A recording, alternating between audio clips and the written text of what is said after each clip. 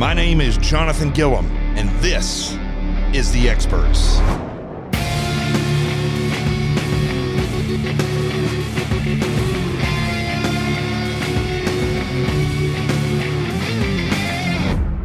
And I hope you got to watch the presidential debate that happened last night. It's now the morning after, and probably if you watched it, nothing really changed in your life, but there are some interesting things about it. Now, I was live tweeting as I went through, or as it was happening, and I went through and live tweeted, and it was interesting because it's not that I missed what was happening, but there was, if you watched it, you know exactly what I'm talking about. It was a very cringeworthy show. It was a very cringeworthy debate. It was more of an argument than it was a debate. And the president clearly won the debate.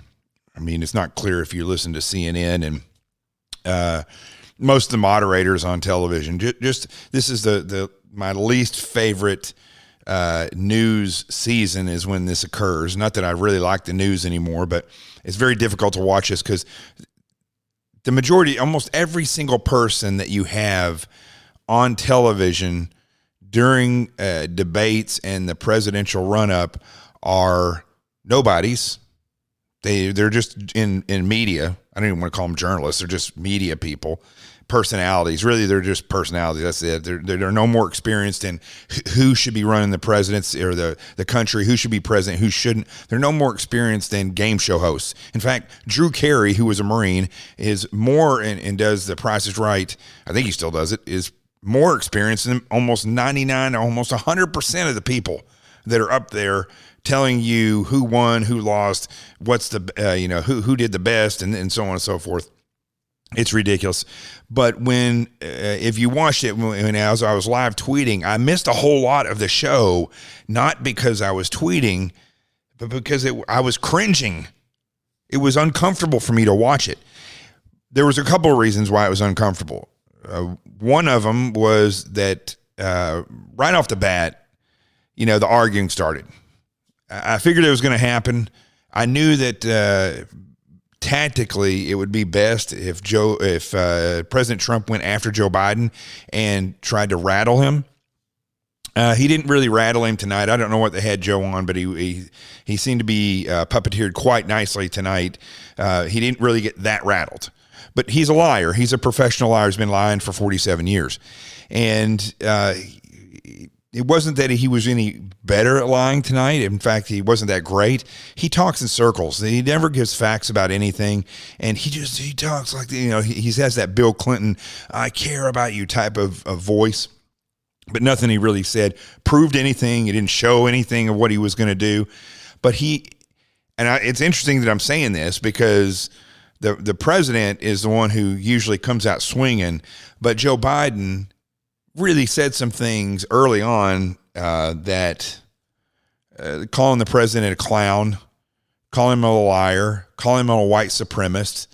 And it was the first thing that got to me. I mean, that actually physically when I'm watching it got to me because the president didn't react to those things. I mean, I wouldn't have been able if I was, again, the president's got thick skin, way thicker than I have. And he's been putting up with this for a long time now, almost 4 years. But I would love to have seen him tell the moderator, this is not going to happen. Okay, we're going to have a presidential debate. But if Joe Biden wants to, throw these types of insults, then the debate will be over. You need to learn how to moderate this thing. Because ultimately, I mean, the president, he calls, people, gives them pet names and does these things. But I've never heard him go to this point of not just name calling, but the thing about the white supremacist is that to me, that's the worst thing ever. And I really wanted him to say, shut your mouth, Joe. You won't walk over here across the stage and say that to me. I guarantee it. And I'm not a white supremacist. You're more of a white supremacist than I am by the things that you're saying about you're not black if you don't vote for Joe Biden. I mean, I didn't hear that come out of his mouth, and I would love to have heard Trump calmly say those things. Here's where overall, and I'm criticizing the president first because I'm a Trump backer. I've been a Trump backer since the very beginning. I do think he won this debate, but this is my critique. I think that this was his opportunity because of the way, as soon as he saw that Joe Biden was acting this way, I would love to have seen him. I'm going to try my hardest not to say I would have, but I would love to have seen him take the high road. It would have blown everybody away. They wouldn't have known, the left wouldn't have known what to do. If Joe Biden kept slinging these things and the president kept saying, are we going to have a presidential debate here? Are we debating as people running for president? Are we debating as kindergartners? I would love to have heard him say that. It would have shocked everybody. But that it went into the trenches fast, and it was more of an argument than it was a debate. That's really, I got to tell you, that overall, that's the criticism I have for the president. I mean, but here's the reality. This debate's not going to change anything. The people that hate the president hate him. The people that love him, love him. The people that hate Biden hate him. The people that love him, love him. And it's not going to change anything. These weirdo leftists are not going to change their vote. There may be a few people out here, the undecideds, that vote here, vote there, but it may change their vote. But I don't see conservatives going over to Biden after this debate. I don't see that, because here's the truth of the matter. The president is, and I'm not, okay, let me just take for a second the Trump supporter and set it to the side and just say from an analytical position that the president is the only person I've actually heard, other than maybe Rand Paul, in modern time that comes up there and literally gives the facts of what they've done and the facts of what they'll do. Everybody else is like Joe Biden. They just come up there, and this is what you saw in the debates leading up to all this stuff. They just, with the Democrats anyway, it was just a bunch of people up there talking about, we're going to do this and we're going to do that. But they never tell how. In fact, I tweeted that out. The way to moderate one of these debates is just keep asking how. How are you going to do that? They never asked that question. That never came out of Chris Wallace's mouth tonight. How? And the other thing I have a real gripe about these debates is you never have experts up there. You don't have a doctor and somebody from the insurance companies asking these guys about medicine. You have Chris Wallace, and he's really letting them. I'm going to talk about Chris Wallace in a minute. You don't have military veterans up there. You don't have them discussing I would love to see somebody, whoever it is, in not the upper echelons, because I do not. They're just as bad, these politicians in the DOD. But I would have loved to have seen somebody who used to run the supply chain and the maintenance division of the Navy to work on these planes, or the Air Force. I would love to have seen those people who were in charge of. From a lower level, but the people who have to do with the training of different groups in the military and what morale is all about, like before it was, or before when Obama was in there, before Trump got in office. I would love to see people up there like that. Where's a person that's an expert on infrastructure asking a question about what are we going to do about infrastructure, or somebody who lives on the border asking a question about the wall? Why do we need Chris Wallace, who's clearly a leftist, and it's evident after you watch this thing through again and watch the highlights. But besides the fact that these networks are the ones running these debates, which I don't agree with that either, if they're going to host a debate, they should have a panel that is not from a party, not associated with the parties, that is associated with a career, and is not a personality from one of these news networks, because they're all biased. And so anyway, that's my biggest gripe about the reality of it. And when it comes down to the debate about the president and my criticism, that's my criticism of him. But when it comes to Biden, I mean, you're not going to learn anything from that guy. You're not going to learn anything from liars, from professional liars. They are going to they're going to either mask what they are not saying. Remember, they're masking not what they are going to do. They're masking what they are not going to do. They're not going to do anything.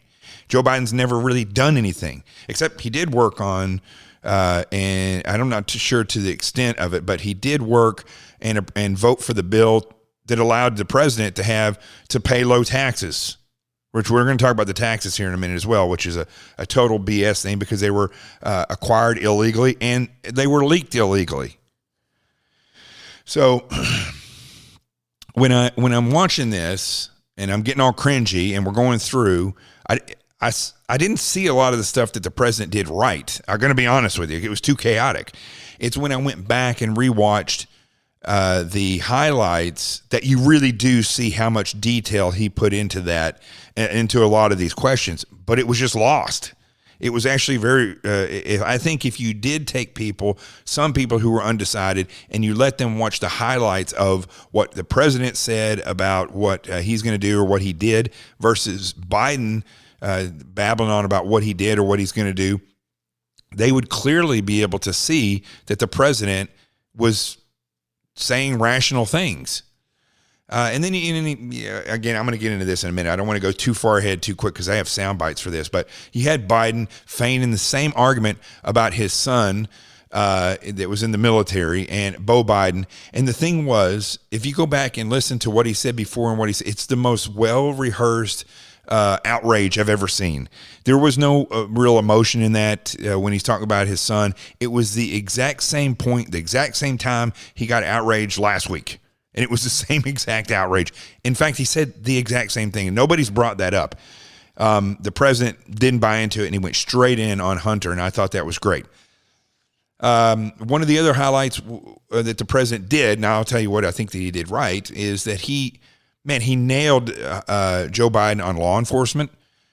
He nailed Joe Biden on Hunter. I mean, that's a big deal. And then he bobbed and weaved really well, with the exception of the arguing. But again, if you go back and you listen to it in the highlights, you'll see that he answered most of the questions. And that's what I gave him credit for. Again, Biden didn't do any of that stuff. But it was masterful, when you go back and watch this as well, at how Chris Wallace, even though he was so just flustered, Chris Wallace, that was the worst moderating I've ever seen ever in a presidential debate. He was so flustered throughout, but damn it if he didn't just stick with it and still give softballs to Joe Biden. I think this is the stat that I heard earlier, that he interrupted president over 70 times. Chris Wallace interrupted the president when he was trying to finish his statement 70-something times, and he interrupted Joe Biden 15 times. But man, did he stick by his guns, didn't he? And even though he was flustered, he still, which is I think the highlight of this entire thing, never once mentioned Antifa, never mentioned the destruction by the left, never mentioned the rioters and who they're aligned with. He just had to ask the president about if he would denounce white supremacy and the Proud Boys. Now, I'm not going to get into the Proud Boys, but I know of some of those people. I don't know them personally, and they're not white supremacists. They are, a lot of them are drug heads. They take a lot of drugs, and they're constitutionalists or libertarians, and they are reacting to what Antifa is doing. There's no white supremacy about it. I haven't seen it. Maybe if somebody wants to show me where there's a video of the Proud Boys saying that they, hate black people and that they believe the in white power or whatever weirdness about that, I haven't seen it. And so I can't say, and I know what people are going to say, well, when they had the big demonstration and the girl got ran over, and she was there with Antifa. Nobody ever brings that up. That was in Virginia. But that's a distraction. It's a distraction.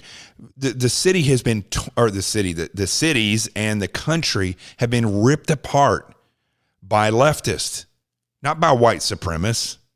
I mean, look, if there's white supremacists out there, to be honest with you, my position on this whole thing is anyone of whatever they're promoting, if it goes against the governance of our country and the Constitution, and it goes to a point where they're trying to, where they are separatists and they want to change the melting pot of this country and the way that it was put together and the way the Constitution gives freedom to all people and protection to all people, as soon as they start going into a position where they want to change the government or they want to isolate certain races in the population, I think that should be outlawed.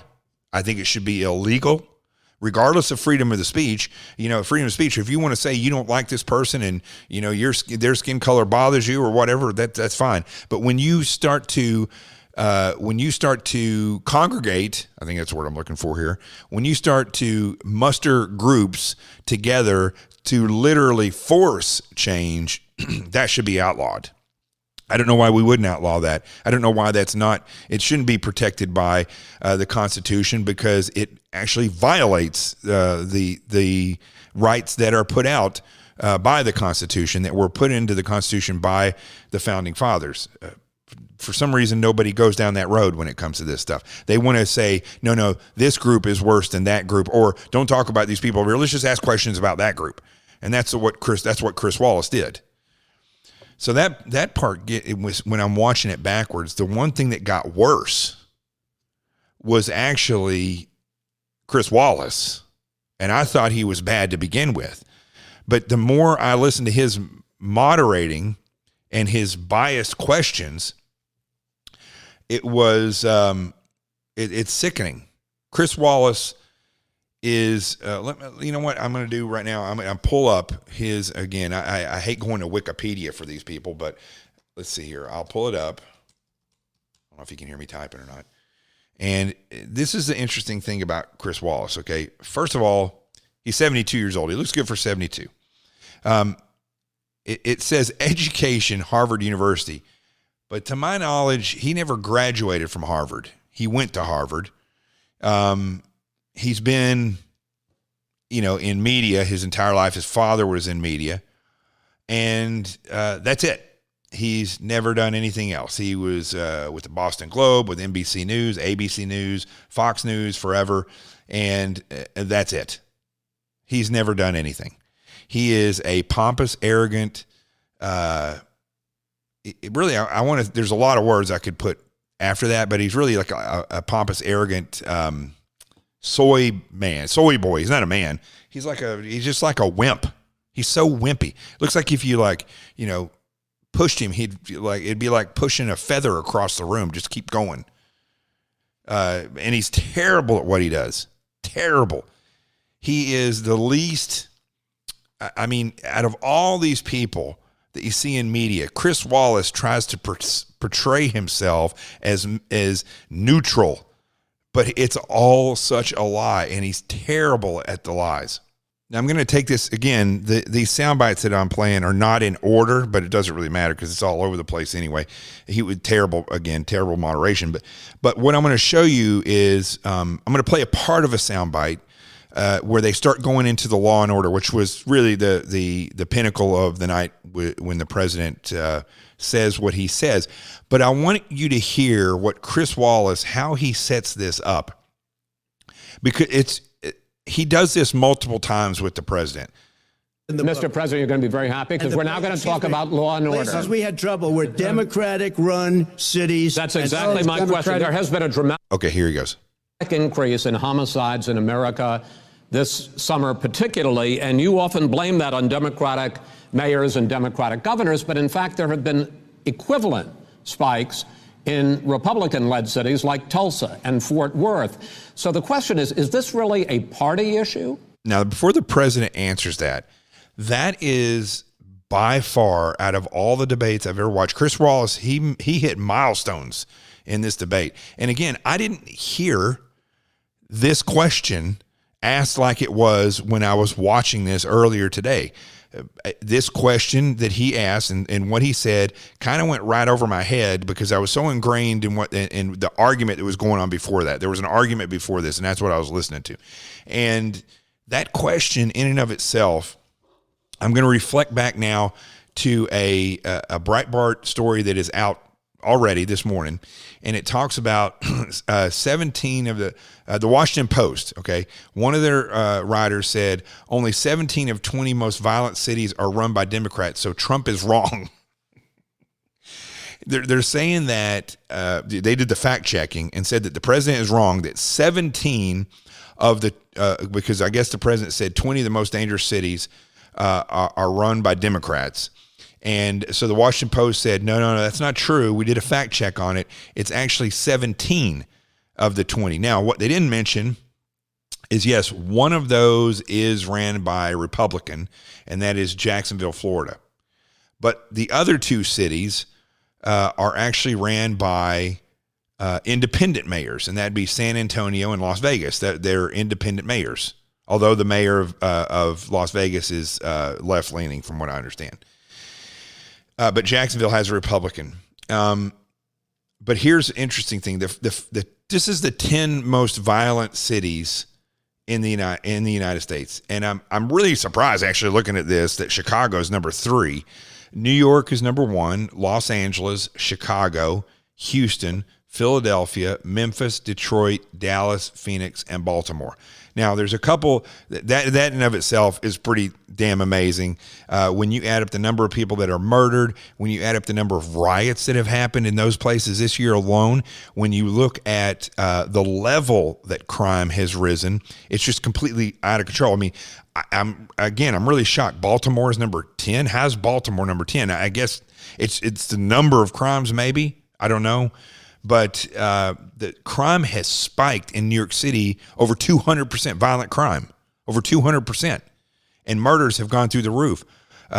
Los Angeles has always been bad. There's parts of that. But Chicago is crazy out of control. When I was in Chicago, or in Illinois 3 weeks ago, there was 2 people killed one day and another person killed the next, right down in downtown, where it's not in the inner city. It's actually a nice area, or was a nice area. Philadelphia, out of control. Memphis has been getting out of control for the longest time. Of course, Detroit, but here's the thing, the other thing that hit me, not only that Chicago and Baltimore are so low, but that Houston and Dallas and Phoenix are on that list. These are 3 cities that are in places where the states are ran very conservatively, where people are allowed to, at least in Arizona, to have constitutional carry, and most people in Texas have weapons. And they had this, I would say those 2, out of all the places I've been, have the most conservatives and the most conservative people that I've ever seen. But yet these cities are violent. And I'm sure if we went to the areas where they are violent, and this is the other thing they didn't talk about, and I'm just going to say it, when you go to the areas where all this crime is happening, they primarily are minority-ran areas that are Democrat. And people can try to make that into whatever they think, but it's true. I've been to New York. I was an FBI agent in New York. Everywhere that crime is ran, or where crime is out of control in New York City, it's a poor minority area where it's ran by Democrat city leaders. Los Angeles, the same way. Chicago, black on black crime in Chicago is out of control. You go to Houston, terrible. And their crime went up when they took people from New Orleans and moved them over there after the hurricane that came through. They literally bust people never to go back to New Orleans, and the crime spiked. And where did they put those people? Right into the inner city areas, and that's where the crime spiked, where the Democrats run it. Now, it's interesting when you look at that, but now here's the reason why I brought all this up, right?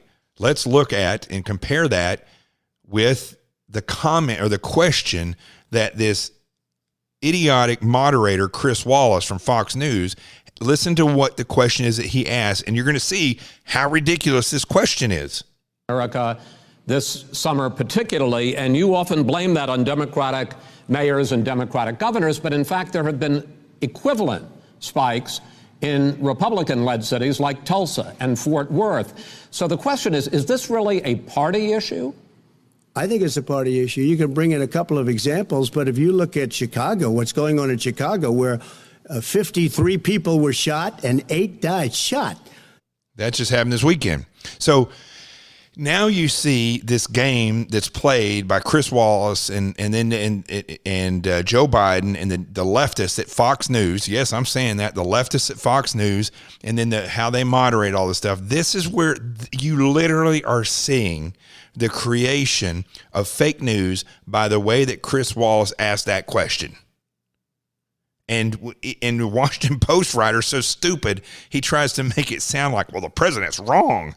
It's not 20 of the top 20 cities are Democrat ran that are violent. It's 17. That's how this is. You literally just saw that. That is you just experienced how fake news is generated up. It's by one dumbass, loud. No, he's not loud. Chris Wallace is a whiny little wimp. One whiny wimp, Chris Wallace, and the way that he worded the question to the president. He does this over and over. He does this. And I mean, this is a great example when he asked the president about white supremacy. Are you willing tonight to condemn white supremacists and militia groups and to say that they need to stand down and not add to the violence in a number of these cities, as we saw in Kenosha and as we've seen in Portland? Sure, are you I'm prepared to do specifically that, do it? Well, go ahead, sir. I would say almost everything. Now, are you hearing what Chris Wallace is saying? I want you to see if you can pick out exactly where the fake news is starting in this question. Listen to this question again. See if you can gather where I'm honing in here. To condemn white supremacists and militia groups and to say that they need to stand down and not add to the violence in a number of these cities, as we saw in Kenosha and as we've seen in Portland. So Chris Wallace, okay, and this is not funny. I mean, I have to laugh because I love when I nail this stuff, okay? Pat myself on the back there. He is equating what happened in Kenosha, where this 17-year-old kid was defending himself after, putting out a fire, tending to people medically on both sides, and then he gets attacked by these demon-possessed idiots on the left, and he shoots one, gets chased, beaten, and shoots and kills two more, and shoots another guy in the arm. I think he killed 3 people that night. I think I'm right. Maybe it was 2, and then he shot the other guy.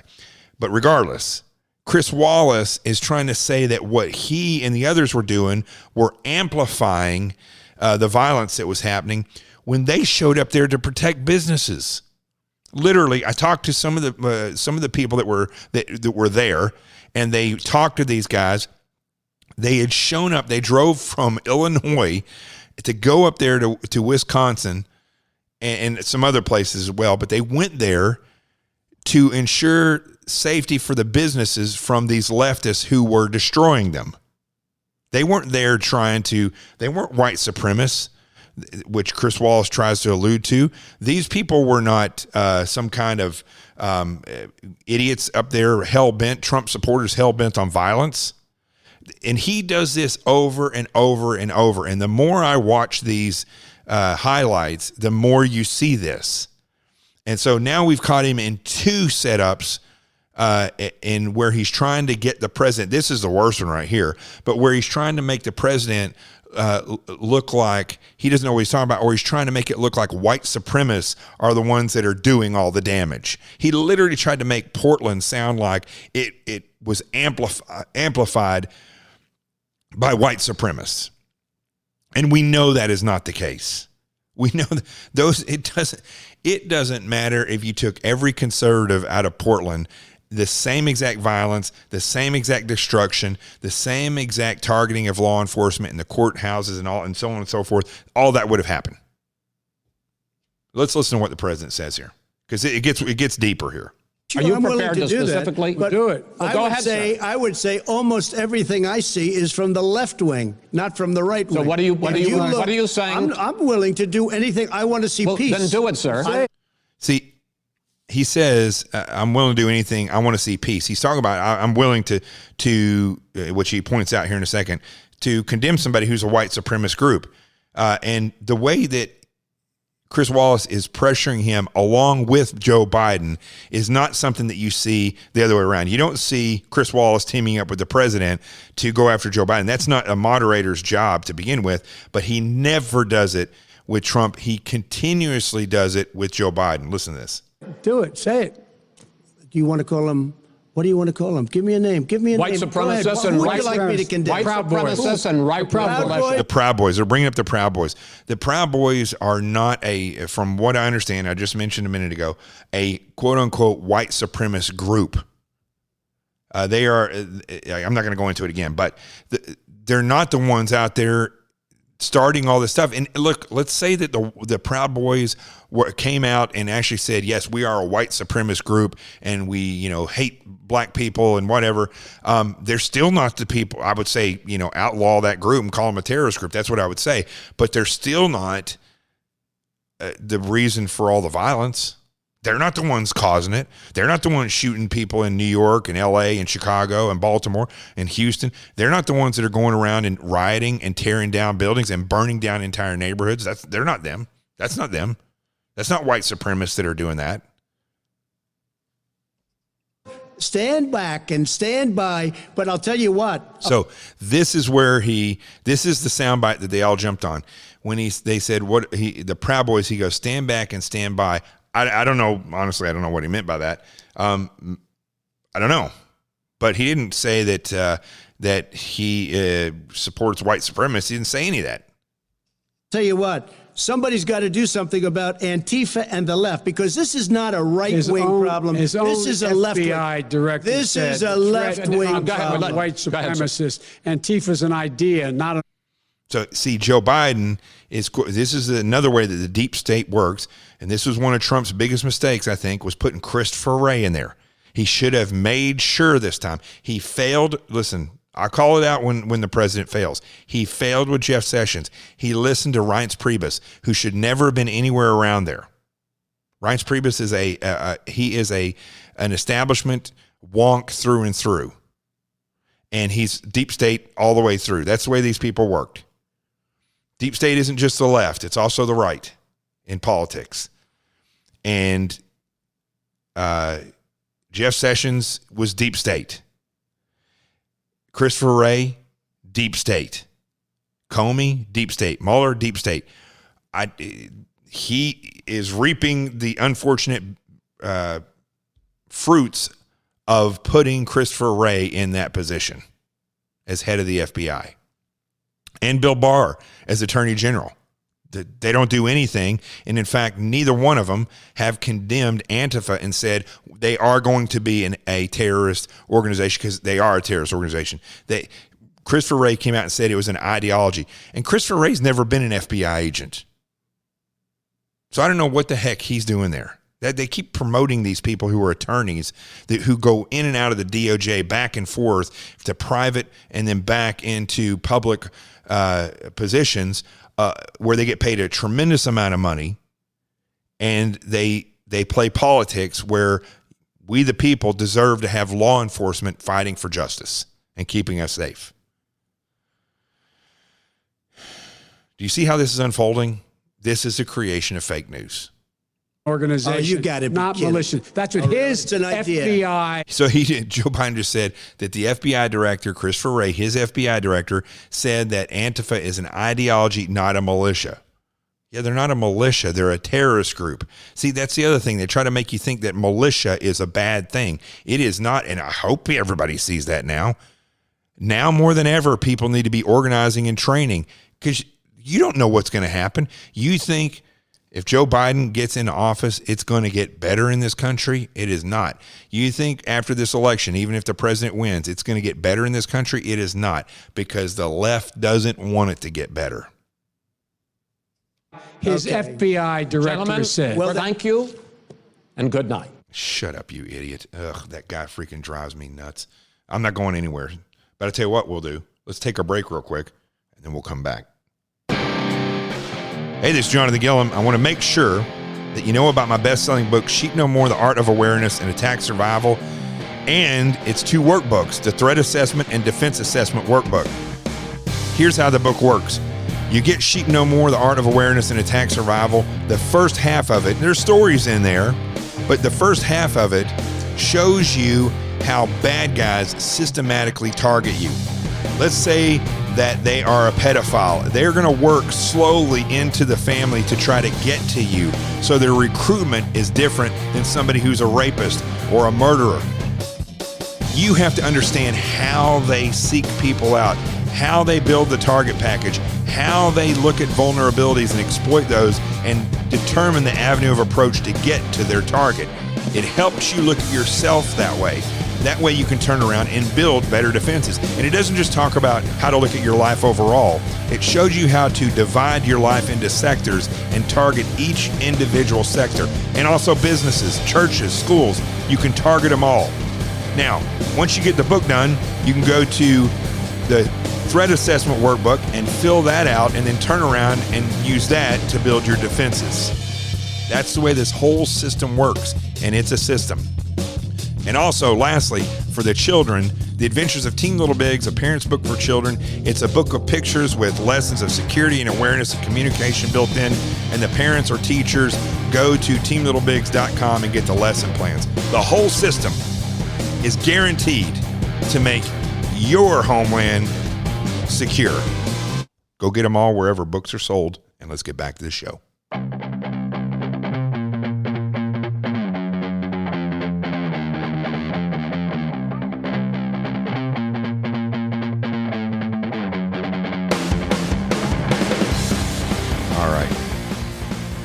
So now what I want to kind of shift over into is where the president actually did it right, and how he actually, when it comes to the law enforcement part of this, how he actually took charge. And also where I want to point out where Biden was feigning this, how he's talking about his son, Beau, and how I alluded to it earlier, where he uses the same exact. I wish I could put those two speeches back together, back to back. I don't have them right here. Maybe I could try to do that tomorrow. I'll try to find the two sound bites and put them back to back. Let me see if I got that where we're at here.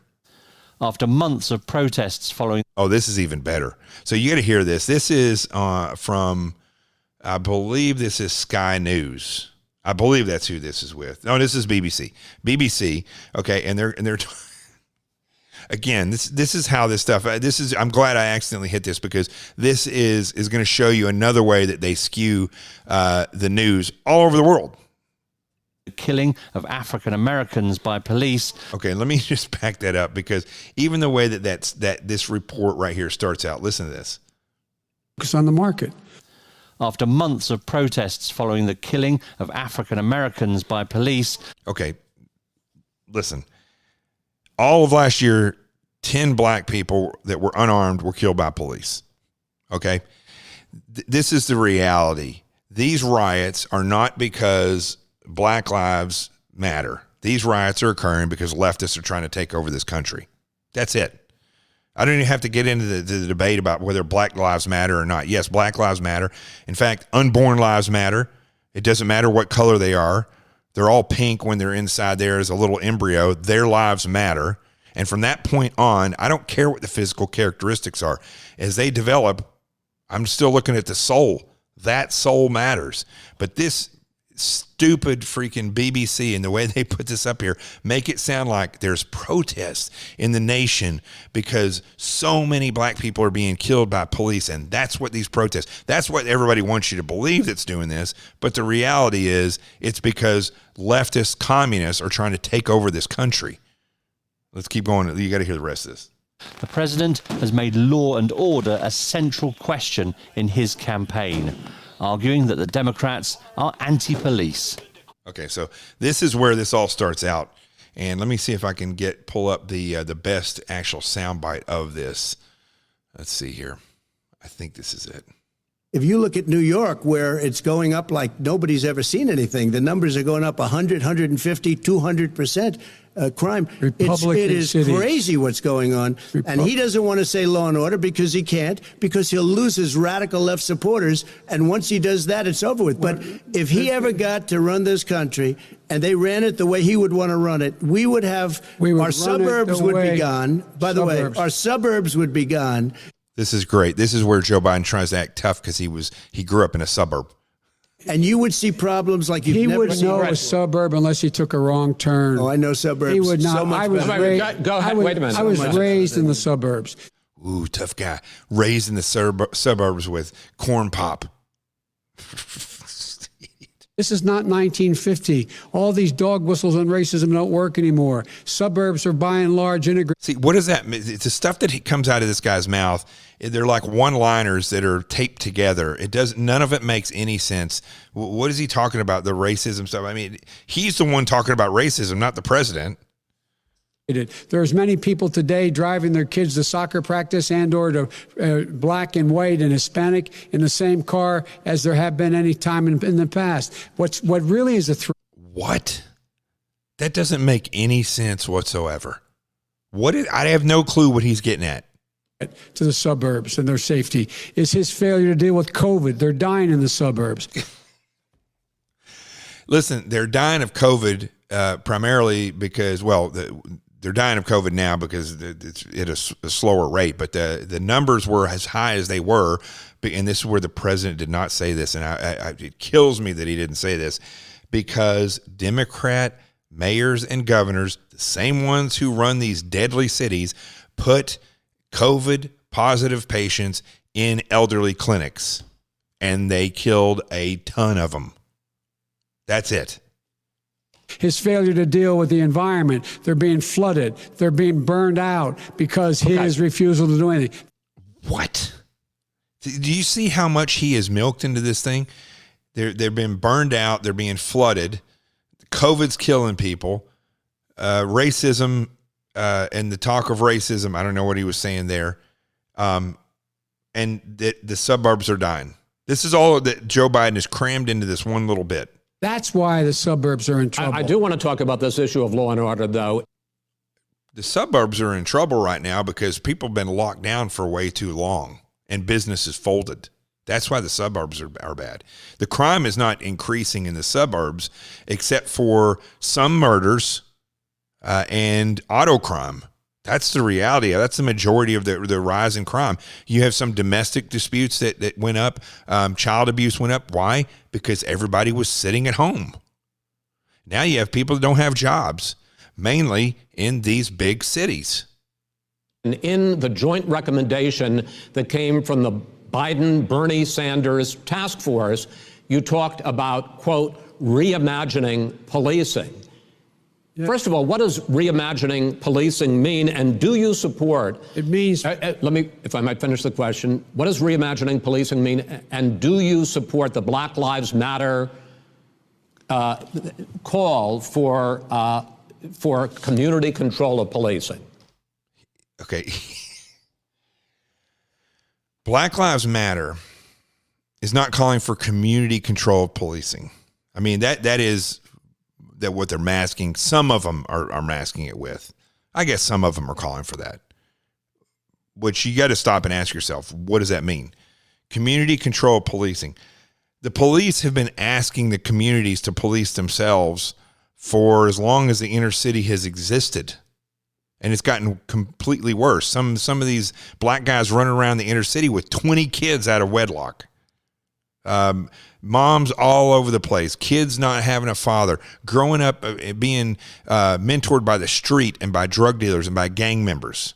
Schools that are out of control. You can't discipline a kid. You can't put your hands on them and paddle them. You can't do anything. They'll fight you, or you'll go to jail if you're a teacher. So none of that exists in the inner city. Yet he doesn't want to focus on the fact that in many of these places, Black Lives Matter is saying defund the police and abolish the police. And they're turning it all into that the police are the bad guy here. And listen, I've done my shows on the last show, episode 109, where I'm talking about how the police needs to realize that their relationship with the community is very important. And they need to get rid of these idiots that go around manhandling people when they don't need to, people that don't think through these problems. I've spoken out about that. But what Chris Wallace is saying is he's masking, again, in his question, by making it sound like Black Lives Matter is wanting community policing. And that's what they're all for. But that's not exactly true. First of all, Black Lives Matter is a Marxist organization. Now, I'm not talking about caring about somebody who has black skin. I'm talking about the organization Black Lives Matter is a Marxist organization, was created by communists who believe that white people are of a subspecies, their own words, not mine. And the whole thing with community policing is basically black separation. That's what that is, black liberation. But you're not going to hear that come out of Chris Wallace. He's trying to paint it as though Mr. Vice President, I'm going to put pressure on you here. Do you support community policing by Black Lives Matter, Mr. Vice President? There's no pressure there because, yes, that's what Joe Biden believes. Look, what I support is the police having the opportunity to deal with the problems they face. And I'm totally opposed to defunding the police officers. As a matter of fact, local police, the only one defunding in his budget calls for a $400 million cut in local law enforcement. Oh, so now he's going to turn it. See, this is where he spins. And you could tell when this guy lies. I mean, because his brow comes up and his eyes get really open because he's trying to, it reminds me of when a dog is trying to tell you something like I need to go pee or I'm hungry, and their eyes get bigger and bigger because it's like they're trying to force their thoughts into your brain. That's what Joe Biden looks like when he's lying. They need more assistance. They need, when they show up for a 9/11 call, to have someone with them as a psychologist or psychiatrist. I know all the cops are laughing out there because things happen so fast. And if you were to bring a psychologist, psychiatrist with you, first of all, that's a tremendous amount of money if you're going to pay them. And secondly, unless they have cuffs and body armor and they're certified to be a police officer, they shouldn't be anywhere out there because things go so bad so quickly. And it's not going to work. Nobody cares.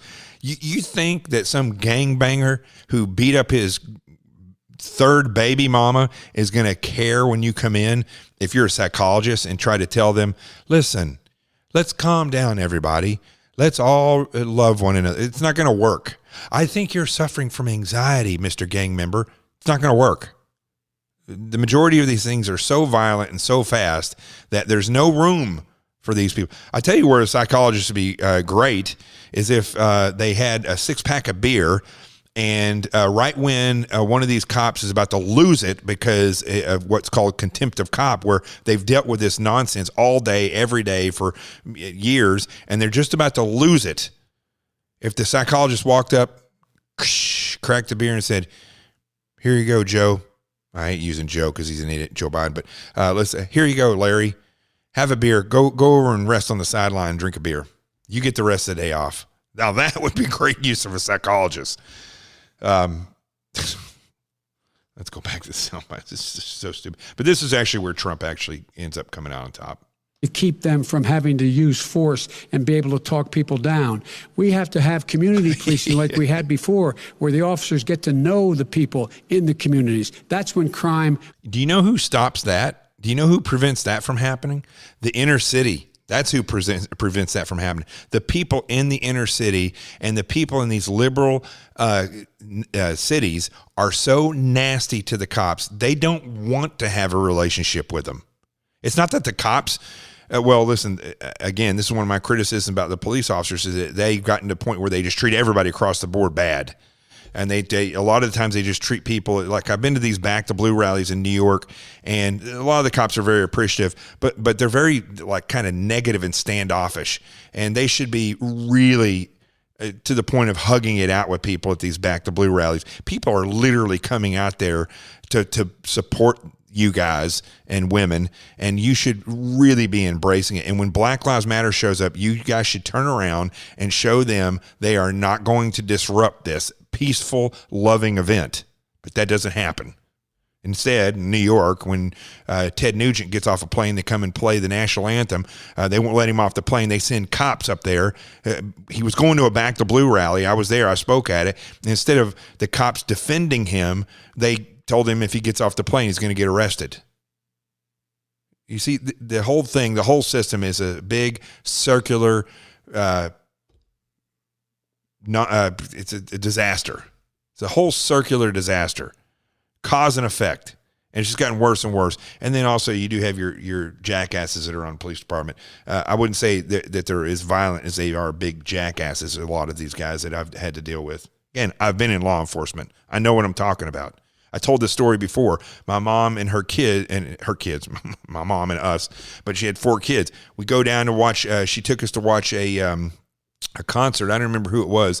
I had a cool mom. She took us down, and we were going to watch a concert at the amphitheater in there in Little Rock.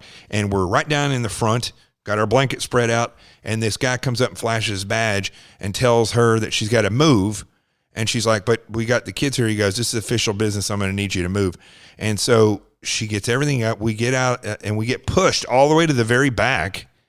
And then we see this guy down as a Pulaski County Sheriff's deputy, and he's down there with his girlfriend, and they're standing up clapping and having a good old time. See, that's a dick move right there. That's what makes cops hated. And you guys see this stuff?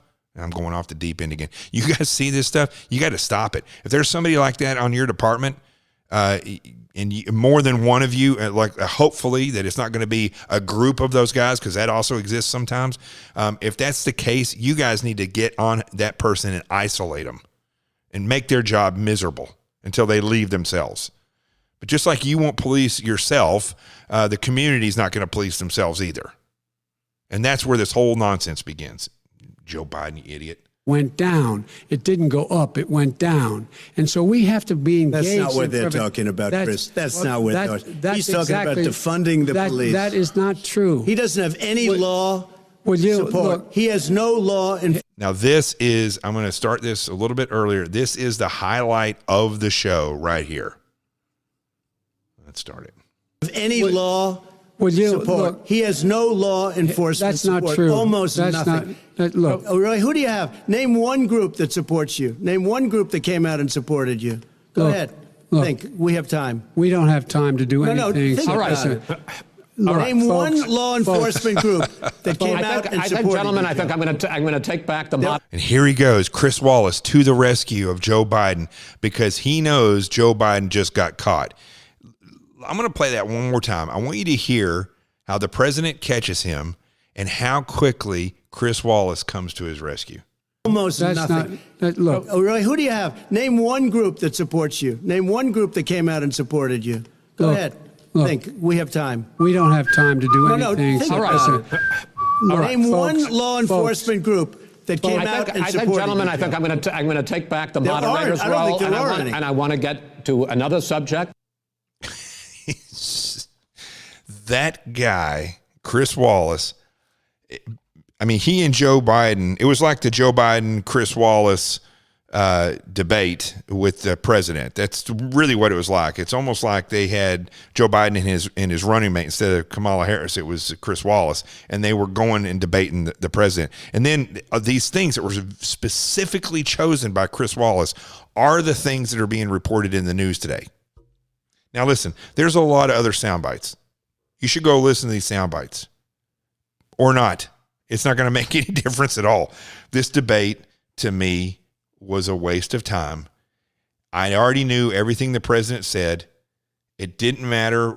I didn't even play for you the nasty things that Joe Biden said. Okay, I'm not going to give him credit for that and play it. He called Trump a clown. He told him to shut up multiple times. It was disgusting. And it was, look, he's an idiot. You know he's an idiot. And he says things like that because he thinks he's tough. I mean, Joe Biden doesn't realize that he is an old turd. He certainly doesn't know he's a narcissist, so he doesn't know he's a liar. I mean, liars don't realize that they're lying when they lie. These people lie, and they believe their own lie. That's Joe Biden. But I think he still has a golden image of himself as though he's some kind of football player jock who the people love. He's under this delusionary power trip, this guy. But anyway, I'm not going to go into what the insults and stuff. It gets chaotic. For me, it's not comfortable.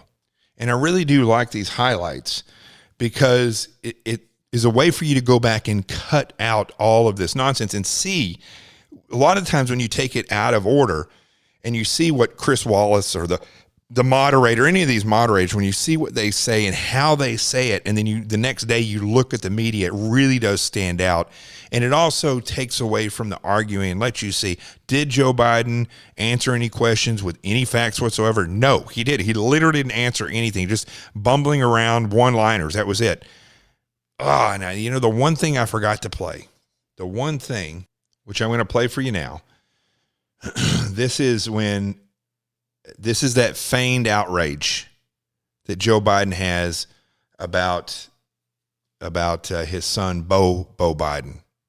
Now, does he really have sorrow in his heart about his son dying? I mean, he's a father, so probably, but he's such a liar. I don't know, but let's play this. And with regard to more divided, the nation can't stay divided. We can't be this way. And speaking of my son, the way you talk about the military, the way you talk about them being losers and being and just being suckers. My son was in Iraq. He spent a year there. He got the Bronze Star. He got the Conspicuous Service Medal. He was not a loser. He was a patriot, and the people left behind there were heroes. Really? And I resent. Are you talking like about hell. Hunter? Are you talking about Hunter? I'm talking about my son, Beau Biden. You're talking about. I don't know Beau. I know Hunter. Yeah, Hunter got thrown out of the military.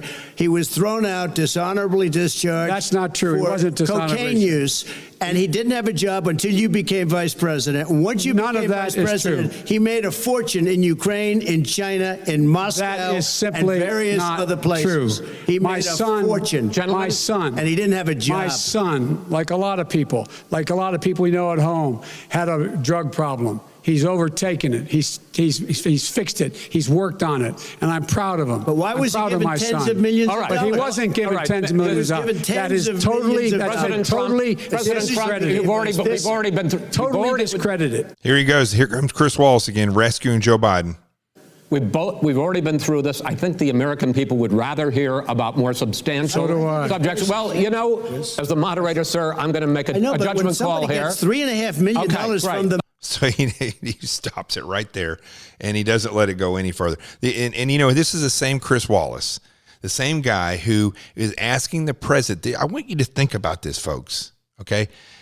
And by the way, if you got to go back, I got to find this, the highlight of what Joe Biden said last week when he was upset. And this is a fake, it's a staged act when this outrage about his son and what the president didn't say, which was a lie that they created. And it's really a grotesque example of a compulsive liar and politician and leftist in the way Joe Biden does that. But Chris Wallace, and this is the last thing I talk about. Chris Wallace literally asked the president about his taxes that were released, but doesn't point out the fact that they were released illegally, the fact that the stuff is not verified, and then it was gotten illegally and it was released illegally. Shouldn't that be off limits? I mean, see, the whole thing about taxes is not a law. That is something that presidents did, and I can guarantee you, if I know politics properly, their taxes are, they're not going to put their taxes out there if something's wrong, or if they're smart, if they're business people. And it's not a law. But acquiring it without the permission of the person whose taxes they are is against the law. But yet, Chris Wallace, this freaking turd, puts that out there and asks questions about it. I thought it was the most inappropriate thing I've seen in a debate, and it was disgusting, but it was to be expected by Chris Wallace.